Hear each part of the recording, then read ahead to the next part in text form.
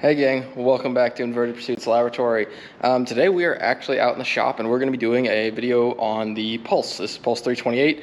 For those of you that know, I've been doing rebuild on it. Sorry about the noise. It's really windy here today. I've been doing a rebuild on this vehicle after I had a brake overheating issue almost a year ago. I finally got the entire front end finished in previous video, and now we are on to the back end. So today I'm going to remove the rear tire and get the brake caliper and rotor off. Once I remove the rotor, I will replace the rotor.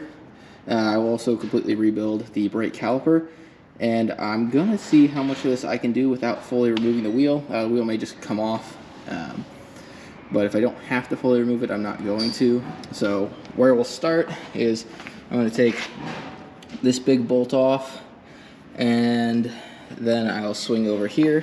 I'll remove the entire caliper, slide it off. I may completely undo the banjo and take it off since I'm going to rebuild it. And then I will undo this bolt. That allows this entire arm to come free. And then I will undo this guy right here. I'll also drop the exhaust out of the way by undoing a bolt back here. But I'll undo this one. That will unclamp the axle, and then I'll be able to knock on the other side with a rubber mallet, punch the axle this way, and then pull it the rest of the way out. Then I can remove this caliper mount once that is out of the way, and be able to actually pull the whole wheel out. So let's get started on that. Alright, so I got my brake caliper off. The caliper is it actually takes a 12 and a 14 to get it off. It's important whenever you take these apart, loosen one, then loosen the other, then take them both out. Otherwise you struggle to get them out. I'm also noticing now on here that my brake pads don't look like they actually have any pad left. So I'm probably going to have to find replacements for those and see if I can get those in. So, time to just keep chugging through the parts list. I am going to go ahead and fully remove the caliper, since I'll have to dig into it. I'm also running into the current issue of I don't know how to get the muffler off. It's in the way of my axle, but of course I will eventually figure that out.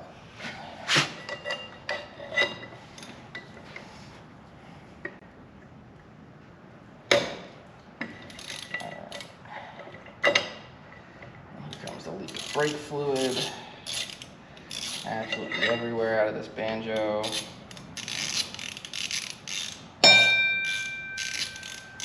Do love me a good banjo. Alright. Let that drip there for a moment. Alright gang, so I took a couple seconds to get this apart without the camera running. What I ended up having to do, this muffler is actually in the way of this guy coming out. So I had to come underneath here and loosen the bolts holding the muffler on, as well as remove the muffler mount bolt from each side to be able to shift it forward and push it down. So I got that out. I got this old rotor off, which honestly isn't the worst thing. You can actually still kind of see a little weld mark there from when I overheated the brakes.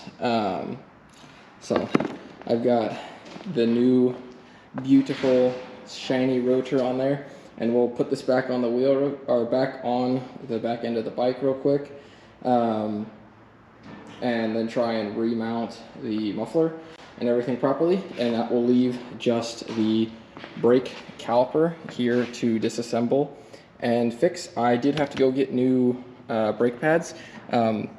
Mine are missing these ceramic pads. It's just two metal plates in there. So I'm gonna guess that happened when I overheated the brakes, something I just not noticed. So I ran and got those, but let's put this guy back on.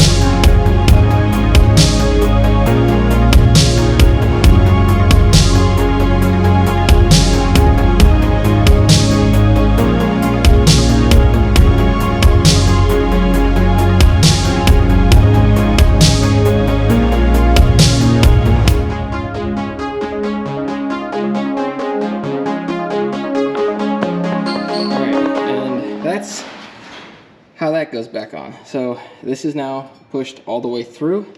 The next thing we want to do is put our nut back on this side to ensure it doesn't fall back out. It was a little bit of a pain to get the spline lined up on the wheel. There's a spline on the inside of the wheel that mounts up with this direct drive shaft. Not the end of the world, but is what it is.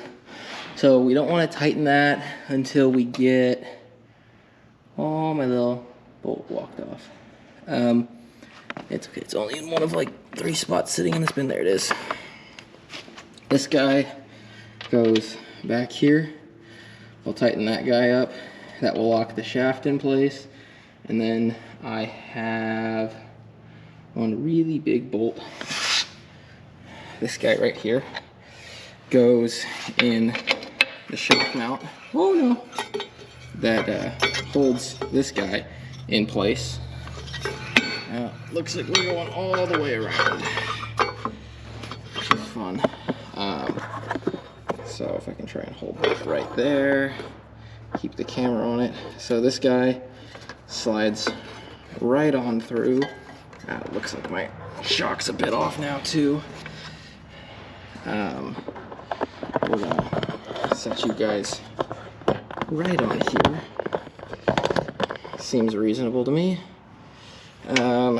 Gotta get my shock lined up. I'm not even in on the shock. Oh, there we go. There's the shock. Okay, swing that guy back around. Come here, you little turd. Oh no. Got the shock absorber lined up. I can't get other things through. Okay. So I've got to get the shock lined up while keeping all of this in place. We got the caliper completely disassembled. I got the old pistons out, which look terrible. I've got replacement parts here. New pistons, new O-rings, some grease lube to go in there. A bunch of new crush washers, parts I may or may not replace on the bleeder valve. This is the pin. I've got new boots for the pin. And a lot of really nice just parts to replace on this little guy. So we're gonna go ahead and get started on putting, I've got to pull the other O-rings out and we'll put the new ones in, and we'll get started on rebuilding this guy.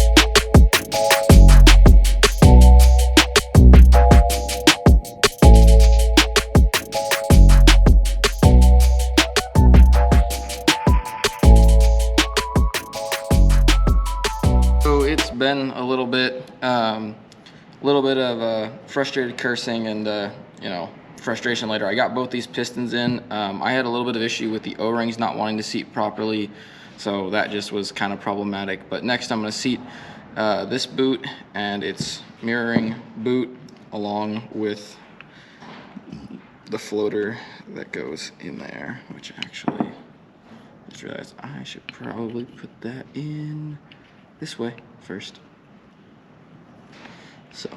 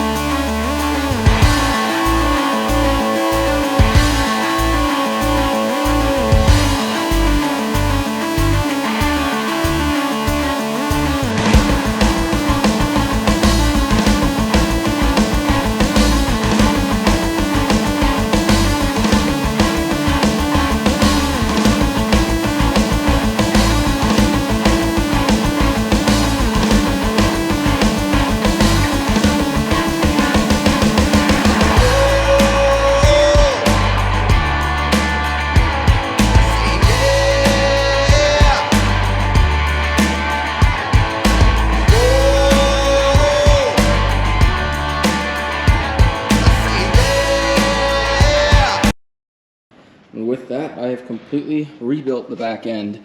We've completely replaced the rotor. Everything is tightened back up. I've remounted the exhaust that I took off. The caliper is completely rebuilt. We got brand new, beautiful brake pads up in there, and everything is looking great. So the last thing we have to do on this is to bleed the brakes, but that's a pretty straightforward process. So we're gonna go ahead and end the video here. And I'll probably have one more video on putting the whole vehicle back together, but thanks for watching. If you're interested in helping support the channel, please consider liking and subscribing. I'll see you all in the next video.